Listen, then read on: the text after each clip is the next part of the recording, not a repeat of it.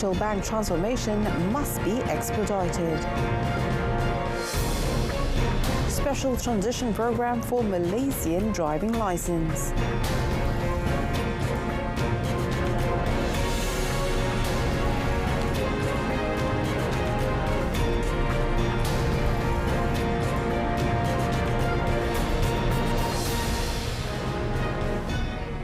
Salam Malaysia Madani, I'm Olivia Nicholas and you're watching Malaysia Tonight. The transformation of digital banks in Malaysia needs to be expedited and facilitated to avoid being left behind compared to its regional peers. Prime Minister Dato Sri Anwar Ibrahim noted that regionally Malaysia is not among the earliest to launch digital banks and has been lagging in several aspects. Di antara idea banyak juga yang ditekankan oleh Kuzafrul dan Gobin, iaitu memberikan apa sahaja kerjasama yang mungkin oleh kerajaan dan jentera termasuk Bank Negara, Kementerian Kewangan, MITI, digital, supaya tidak lagi terhambat dan terhalang dengan peraturan-peraturan dan proses-proses lama untuk menghadapi cabaran lama. Speaking during the launch of the GX Bank headquarters and the GX Bank Centre of Excellence today, Dato Sri Anwar said the challenge for GX Bank and other digital banks is in implementing changes swiftly and efficiently. The Prime Minister emphasised that digital banks must prioritise the people's interests to remain sustainable, in addition to raising the people's awareness and understanding of digital banks. He added that the country's growth figures, investment levels and control of inflation and unemployment have been impressive, positioning Malaysia as a highly competitive nation. The decision to remove Prime Minister Dato Sri Anwar Ibrahim's social media post relating to the assassination of Hamas political bureau chief Ismail Haniyeh was probably done by those at the higher level at Meta Platforms Incorporation Meta. Communications Minister Fahmi Fadil said that while this did not come directly from the social media platforms' representatives in Southeast Asia, they told the Malaysian Communications and Multimedia Commission MCMC that they did not have the authority to manipulate Dato Sri Anwar's post. Kita ada pertimbangan, jadi saya nak tunggu dulu nak dapatkan penjelasan daripada pihak Meta. Sebab saya lihat pasukan di rantau ini mereka pun sangat-sangat keliru kenapa tindakan ini berlaku, dan saya lihat ini bukan tindakan di pihak mereka. Jadi saya tak salahkan mereka. Kita tunggu penjelasan yang lebih mendalam. Saya difahamkan mungkin akan ada delegasi daripada pihak Meta yang akan datang ke Kuala Lumpur minggu depan. Kita bagi masa sehingga mereka datang untuk bagikan penjelasan.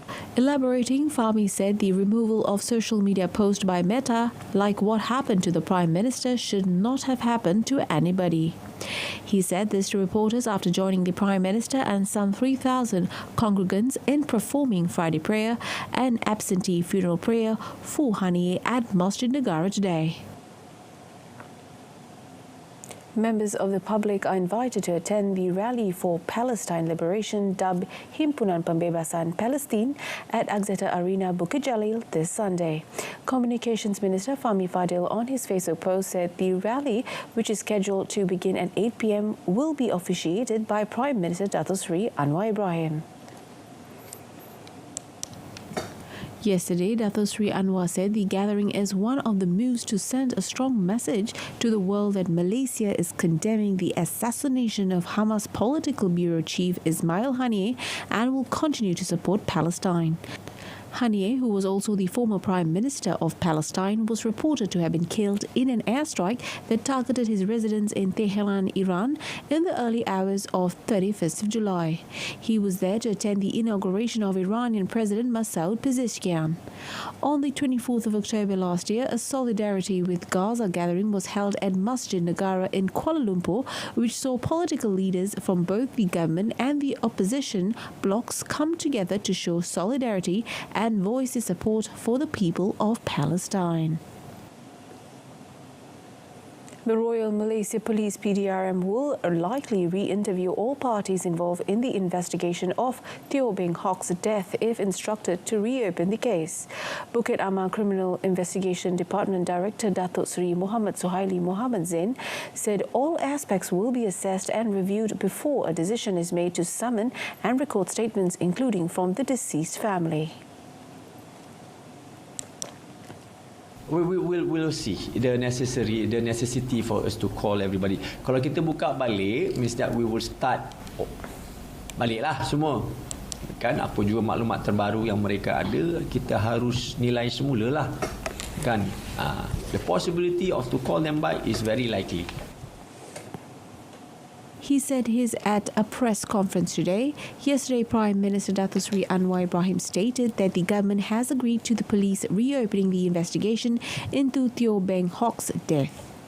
Datuk Seri Anwar also assured that this time the investigation will be conducted transparently and fairly, free from external interference, and take into account the 5th of September 2014 Court of Appeal's views on the case.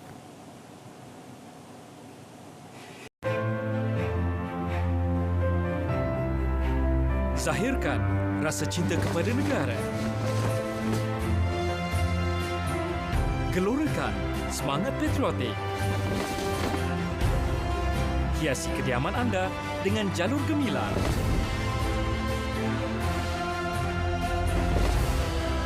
Satu rumah, satu jalur gemilang. Jalur gemilang, cerminan maruah bangsa dan negara. Coming up next, plans being drawn up for Shanghai Putrajaya to be sister cities.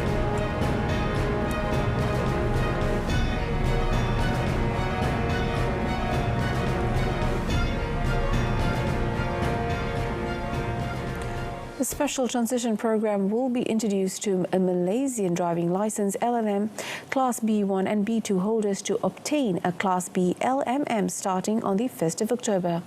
Transport Minister Anthony Loke said that one of the conditions to sit for the transition program is to be an active B1 or B2 Class LMM holder for a continuous period of at least 10 years. Loke said any candidate who undergoes the special transition program will be charged 160 ringgit to cover the operating cost involved in the driving institute. Met today, he said the special transitional program does not have an end period and will continue until a certain time to be announced later. Meanwhile, the minister said B1 class LMM is for riding motorcycles not exceeding 500cc will be merged with Class B.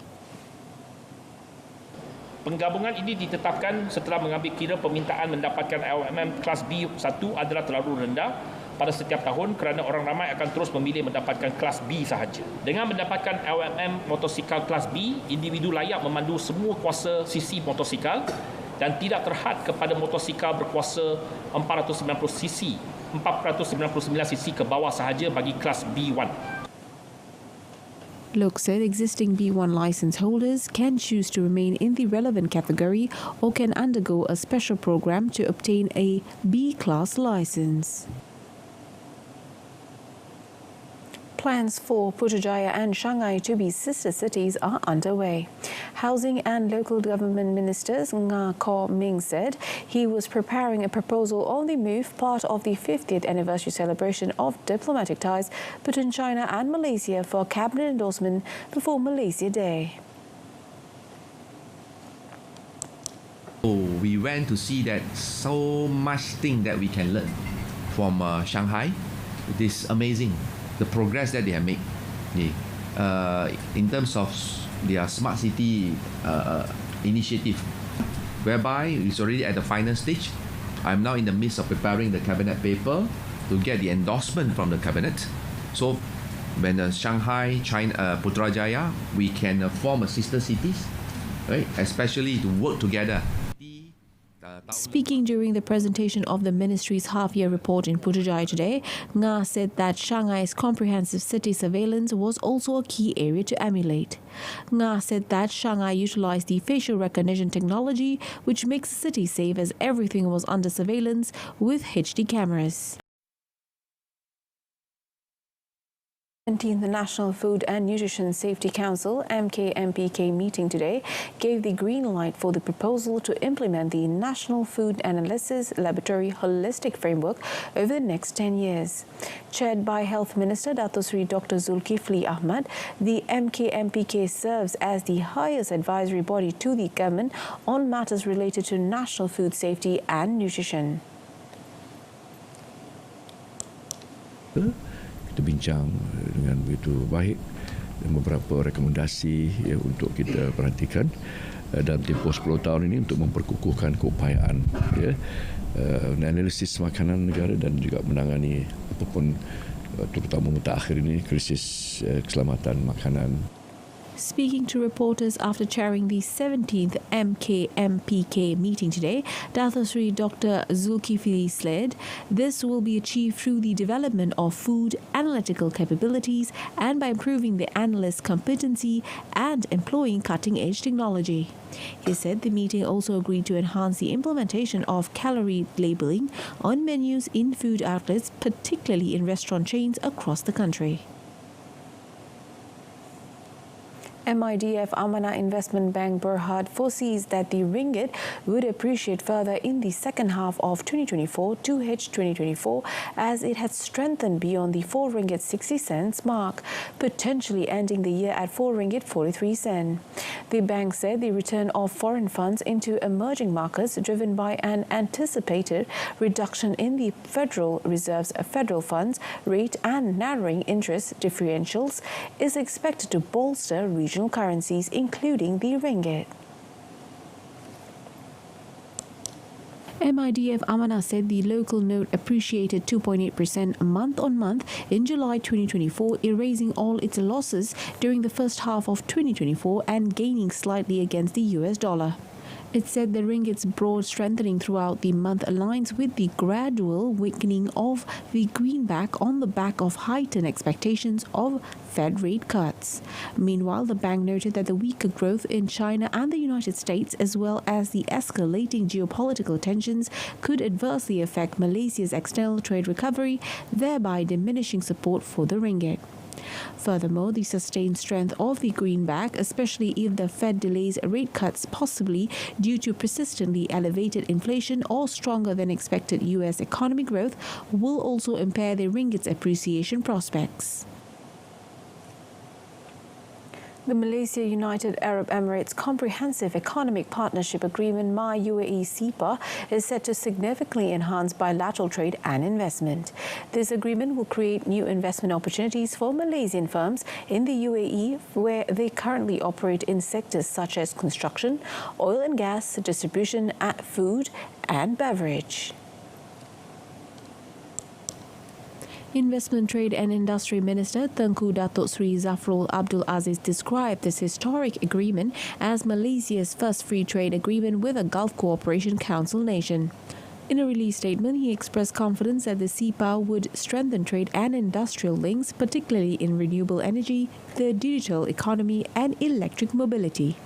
He anticipates the agreement will take effect by the end of 2024. The MA-UAE SEPA covers various areas including trade in goods and services, investment facilitation, digital trade, micro and small medium enterprises and economic cooperation. UAE Minister of State for Foreign Trade Dr. Thani Ahmed Al-Zayodi meanwhile highlighted that Malaysia presents substantial opportunities for its exporters and business leaders, especially in high growth areas like energy, logistics, manufacturing and financial services. Proton Holdings Berhad sold 15,103 cars in July, with sales rebounding by 37.3% over the previous month, the highest closing figure since September 2022 for both domestic and export markets. Proton Indah Chief Executive Officer Roslan Abdullah said July saw the best sales in 2024, setting the tone for what the company hopes will be a productive 2024 second half. In a statement today, he said total year-to-date YTD sales up to the end of July were 88,799 units. Total industry volume TIV for the month, meanwhile, is estimated to be 73,761 units, an increase of 27.1% over the previous month, while estimated proton market share in July rose to 20.5%.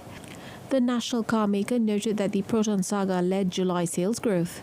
An impressive 7,855 units were sold in July, the best achievement for the model since October 2013, which brings total YTD sales for the Saga to 42,693 units, which is 8.8% ahead of 2023 sales and sets in on course for a stellar year. The Proton X50 also achieved its best sales month of the year with 2,585 units sold in July, bringing YTD sales to 12,789 units. The Proton Persona, meanwhile, recorded its best sales month of 2024 with 1,911 units sold, bringing its YTD total to 11,664 units.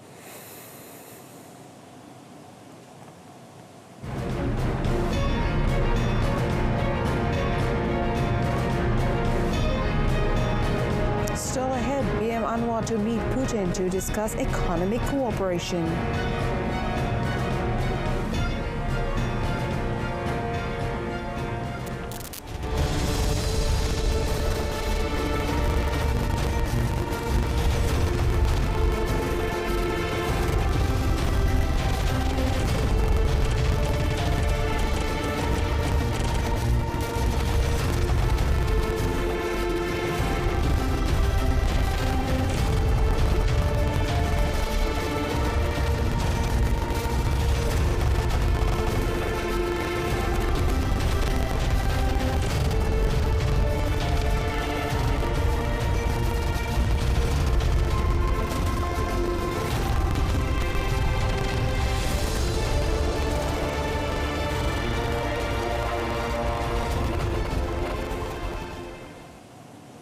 Prime Minister Dato Sri Anwar Ibrahim is set to meet Russian President Vladimir Putin in Vladivostok in a few weeks. This is to discuss economic cooperation and to foster Malaysia-Russia bilateral relations. Beberapa minggu lagi saya akan ke Vladivostok. Tahu di mana? Ya, di pinggir Rusia. Untuk menerima undangan Presiden Putin berbincang soal kerjasama ekonomi, meletakkan kita sebagai di antara negara yang pertahankan pendirian kita yang bebas dan tidak mengambil sikap untuk bermusuh dengan sesiapa. He said this at the launch of GX Bank headquarters and its Centre of Excellence in Petaling Jaya today. On the 28th of July, Russian Foreign Minister Sergei Lavrov paid a courtesy call on Dato Sri Anwar at Sri Perdana and, among other things, discussed Malaysia's wish to join the intergovernmental organisation BRICS, Brazil, Russia, India, China and South Africa, with Russia as BRICS chairman. In the nearly hour-long meeting, Dato Sri Anwar and Lavrov also discussed efforts to strengthen Malaysia-Russia relations and expand cooperation in various sectors including trade, investment, security, defence, higher education, science and technology, tourism and culture. Chinese weather authorities on Thursday said July was the country's hottest month since records began 6 decades ago, as extreme temperatures persist across the globe. China is the world's biggest emitter of the greenhouse gases that scientists say are driving climate change and making extreme weather more frequent and intense. Heat waves this summer have scorched parts of northern China, while torrential rains have triggered floods and landslides in central and southern areas. Weather authorities forecast that the mercury would continue to climb in eastern regions this week, including Shanghai, where a red alert for extreme heat was in place on Thursday. The nearby city of Hangzhou may hit 43 Celsius on Saturday, which would break its all-time record according to the Weather Office. It said middle and lower reaches of the Yangtze River would likely see daily temperatures fall no lower than 30 Celsius. It advised the people not to relax efforts to avoid the heat and keep cool. The report came a little more than a week after Earth experienced its warmest day in recorded history.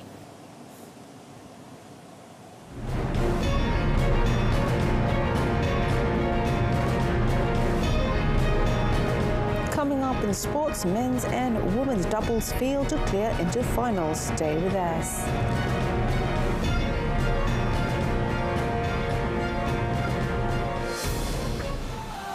Meraihkan semasa sukan terulung dunia.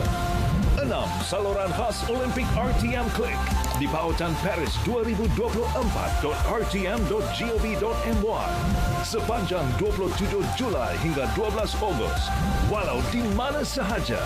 Dengan lebih 12 jam siaran setiap hari, Paris 2024.rtm.gov.my, aksi sukan terbesar dunia. Segalanya tersedia di sini. Bersama RTM, penyiar rasmi. Aaron Chia So Woi Yik put on a battling display before losing to world number 1 Liang Wei King Wang Chang of China in the Paris Olympic semi-finals at the Porte de la Chapelle Arena on Friday. The world number 3 duo fought hard in the second game after losing the first, but ultimately succumbed to a 21-19, 15-21, 21-17 defeat in 72 minutes. Aaron Woi Yik will have a chance to defend their bronze medal they won at the Tokyo Games in the playoff on Sunday.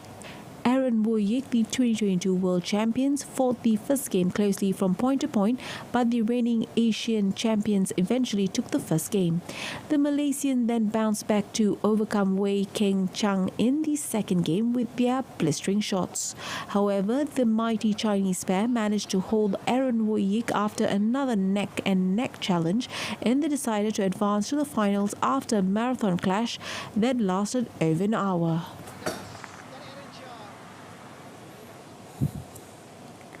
Pearly Than M. Tina gave China's world number 1 pair King Chen Jiazi Fan a scare before losing their women's doubles semi-final at the Paris Olympics on Friday.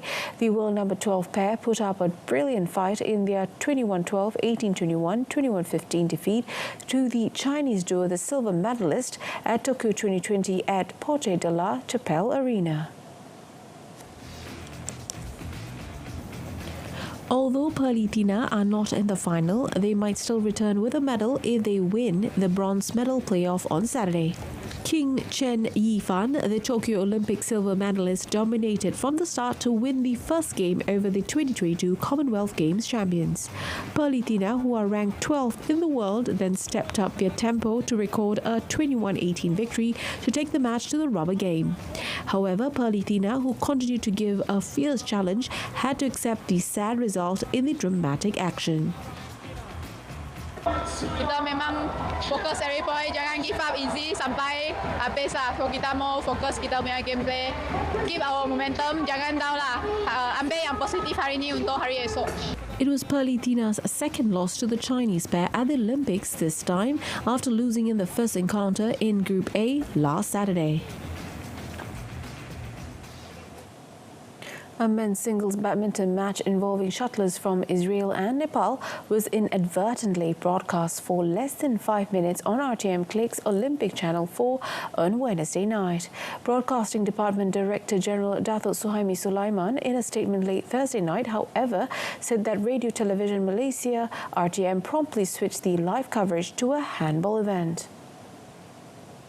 Novak Djokovic overcame a worrying knee injury scare and a huge second-set deficit to reach his 4th Olympic Games semi-final, but admitted he faces a race against time to be fit for the occasion. Against the Greek. Andy Murray's trophy-filled career came to an end at the Paris Olympics as another chapter closed on tennis' golden generation. The former world The national women's hockey squad began their tour of Wales with a 2-2 draw against the Welsh team in Cardiff on Thursday. In the match at the Wales National Sports Centre, Malaysia stunned their opponents when defender Anith Humaira Baharudin converted a penalty corner in the 40th minute before Nur Afika Shazani Azhar widened their lead with a field goal 4 minutes later. Wales reduced the deficit with a field goal in the 49th minute and equalised through a penalty stroke 3 minutes before the final whistle. National head coach Nasihin Nubli Ibrahim, in a statement issued by the Malaysian Hockey Confederation today, said he was satisfied with the performance of most of the players as this was their first international match this year. Friendly matches against Wales will also be held Friday on the 4th, 7th, 9th and the 10th of August. The Tour of Wales is part of the Speedy Tigress preparations for the ASEAN Women's Champions Trophy 2024 Championship to be held at the end of this year.